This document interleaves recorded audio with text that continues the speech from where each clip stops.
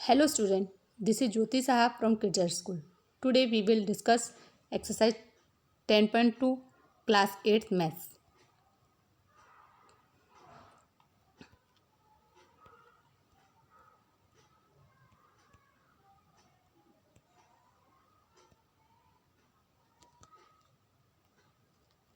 देखो स्टूडेंट, इसमें क्या कहा है, आपको यहाँ एक मैप दिया गया है, आपको कलर करना है। जो ब्लू है उसको वाटर प्लांट को कर देना है, ब्लू कलर वाटर प्लांट में। रेड कलर आपको फायर स्टेशन में कर देना है। ऑरेंज कलर लाइब्रेरी में करना है। येलो कलर स्कूल में करना है। ग्रीन कलर पार्क में करना है। और पिंक कलर कॉलेज में करना है। पर्पल हॉस्पिटल, ब्राउन सीमेंट्री में करना है। तो उन्होंने यहाँ पे कलर करके भी दिखाया। इस तरह से आपको कलर कर देना है। पहला तो आपको ये कहा है मैप में। दूसरा क्या कहा है, मार्क का ग्रीन एक्स।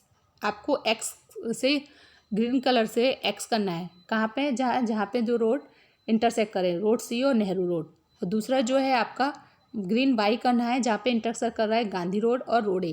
देखो अब अगर आप फिगर में देखोगे तो आपको दिख रहा है कहीं नेहरू पार्क दिख रहा है और गांधी रोड। देखो ये गांधी रोड दिख रहा है और नेहरू पार्क ये रहा नेहरू रोड। तो जहाँ पे ये एक दूसरे को इंटरसेक्ट कर रहे हैं वहाँ पे आपको एक्स कर देना है। देखो इसमें इस फिगर में क्लियर दिखाया हुआ है। ये देखो ये है आपका नेहरू रोड।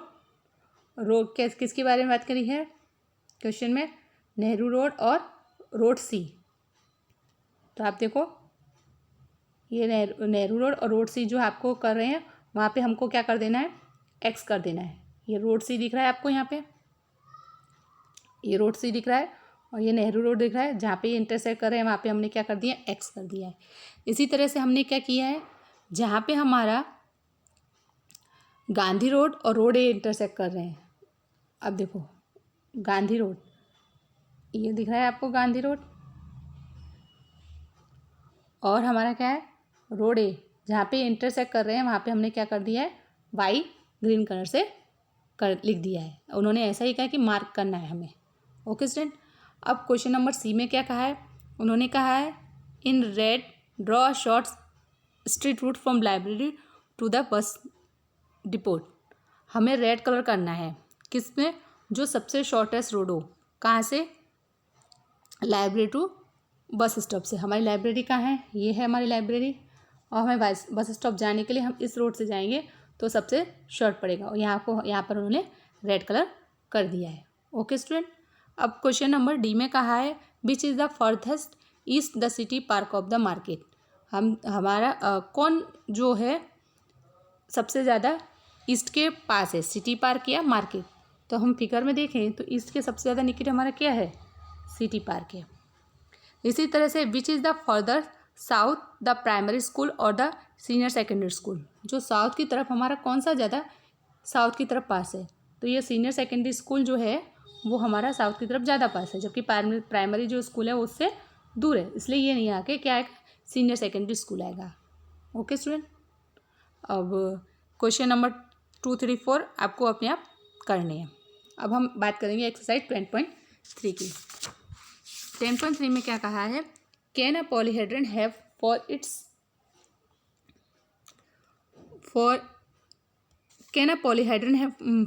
It's faces. हमें ऐसा बताना है कि जिसमें 3 ट्राइंगल हो।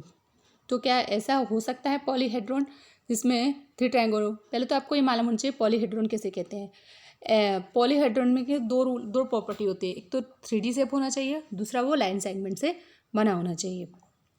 कभी भी पॉलीहेड्रॉन के लिए बनने के लिए मिनिमम 4 फेस तो होनी ही चाहिए। तो ये जो दिया है ना 3 ट्राइंगल से हम बना सकते हैं, नहीं, कभी भी पॉलीहेड्रॉन 3 ट्राइंगल फेस होंगी तो कभी नहीं बनेगा। कम से कम उसकी 4 फेस होनी चाहिए। Okay student. तो इसमें दिया है no such a polyhedron is not possible a polyhedron has minimum 4 faces. Second 4 triangle से बना सकते हैं, हाँ बना सकते हैं। देखो उन्होंने बना के भी दिखाया, yes a triangular pyramid has 4 triangular faces. अब क्या हम बना सकते हैं ए स्क्वायर एंड 4 ट्राइंगल, हमारा हाँ बनता है। यस अ स्क्वायर पिरामिड जो होता है वो क्या है हमारा, उसमें 4 फेजेस होती हैं और 4 जो होती है नीचे की जो फेस होती है वो कैसी है, स्क्वायर है बेस वाला, और उसके ऊपर जो 4 ट्राइंगुलर फेस बनी है। Okay student. अब जो क्वेश्चन नंबर 2 है उसमें पूछा है is it possible to have a polyhedron with any given number of faces. क्या हम पॉलीहेड्रन बना सकते हैं कितनी भी नंबर फेज के लिए देने के लिए?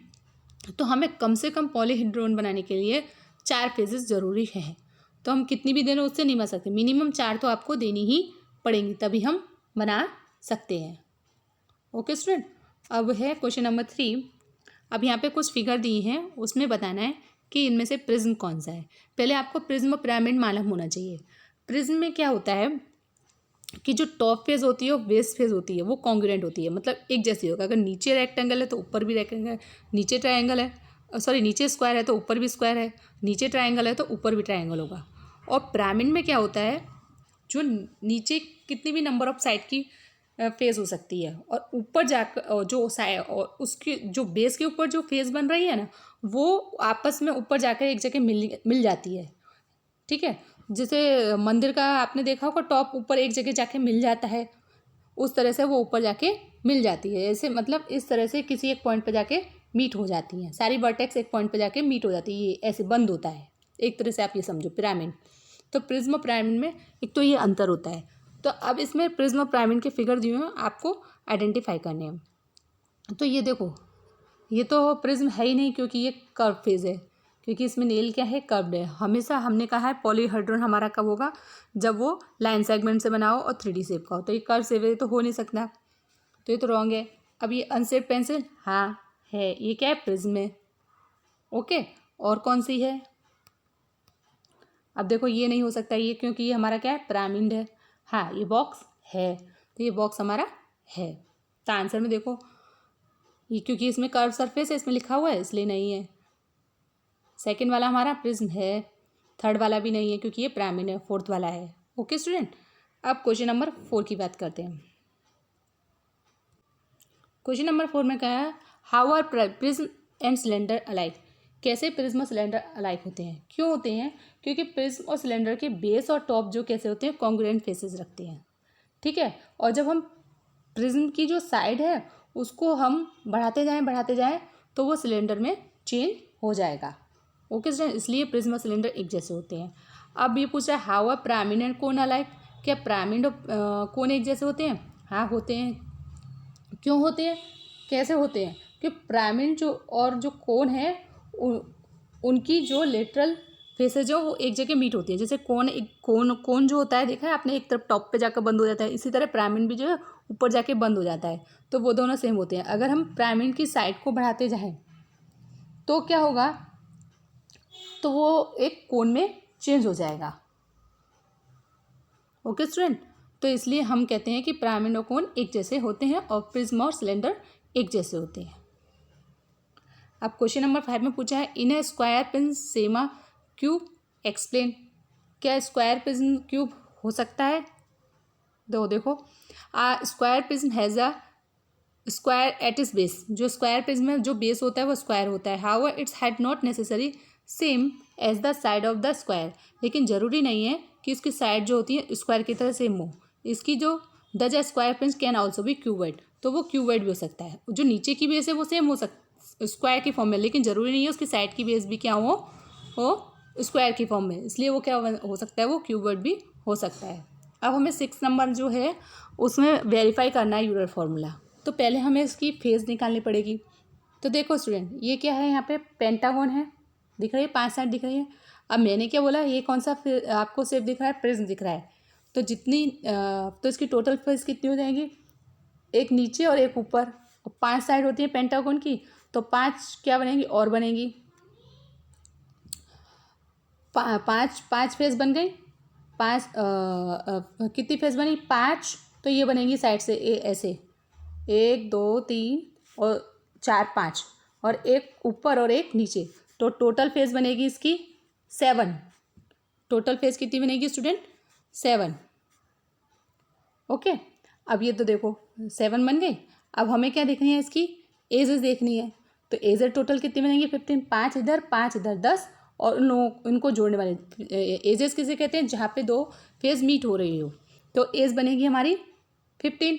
अब हमें फॉर्मूला मालूम है, a + b - e से हम निकाल सकते हैं, या फिर हम काउंट करके निकाल सकते हैं कि हमारी वर्टिसेस कितनी है। तो यहाँ पे जो जहाँ पे 3 फेज़ मिलती है वहाँ पे एक वर्टेक्स बन जाती है। जैसे ये वाली एक फेज़ है, ये वाली एक फेज़ है, ये वाले, तो ये हमारा क्या बन रहा है, कॉर्नर पॉइंट वर्टिसेस बन रहा है। तो हमारी टोटल वर्टिसेस कितनी है इसमें, 10 है। अब हम इसको फॉर्मूले में फिट करके देखेंगे। हमने पहले ये काउंट कर लिया, तो F + V - E, तो हमने फिट किया। F की वैल्यू हमारी कितनी थी, F की वैल्यू हमारी 7 है, V की वैल्यू कितनी है हमारी 10 है, और -E कितने हमारे 15। इसको सॉल्व करने के बाद 2 आ रहा है। हमारा फॉर्मूला क्या था, F + V - E = 2, यानी इसको सॉल्व करने के बाद भी हमारा 2 आ रहा है, यानी ये हमारा फॉर्मूला राइट है। इसी तरह से आपको इस सेकंड वाले फिगर में करके देखना है। ओके स्टूडेंट, अब हम क्वेश्चन नंबर 7 की बात करते हैं। Using Euler's formula find the unknown number. Unknown मतलब अननोन वैल्यू हमें फाउंड करनी है। जैसे कि यहाँ पे देखो, हमें F नहीं दिया है, लेकिन हमको V दिया है और E दिया है। V हमारा, F हमको मालूम ही नहीं है, तो हमने क्या किया, F + V - E = 2 वाला फॉर्मूला का। तो F तो हमें पता ही नहीं है, V की वैल्यू हमारी क्या है 6 है, और E की वैल्यू क्या दे रखी है हमें 12 है, तो हमें -12 कर देना है और = 2 कर देना है। 6 में से 12 गए तो क्या हुआ, यहाँ पे ये आया -6, F - 6 = 2। अब जो इक्वल के लेफ्ट या राइट साइड जाए तो क्या हो जाता है, साइन चेंज हो जाता है, तो हमारी वैल्यू क्या हो जाएगी, F = 6 + 2। तो क्या आंसर आया हमारा, F = 8। ओके स्टूडेंट, तो जो यूलर फॉर्मूला है उससे आपको ये फाइंड कर देनी है। ओके स्टूडेंट, अब क्वेश्चन नंबर 8 की बात करते हैं। क्वेश्चन नंबर 8 में कहा गया है,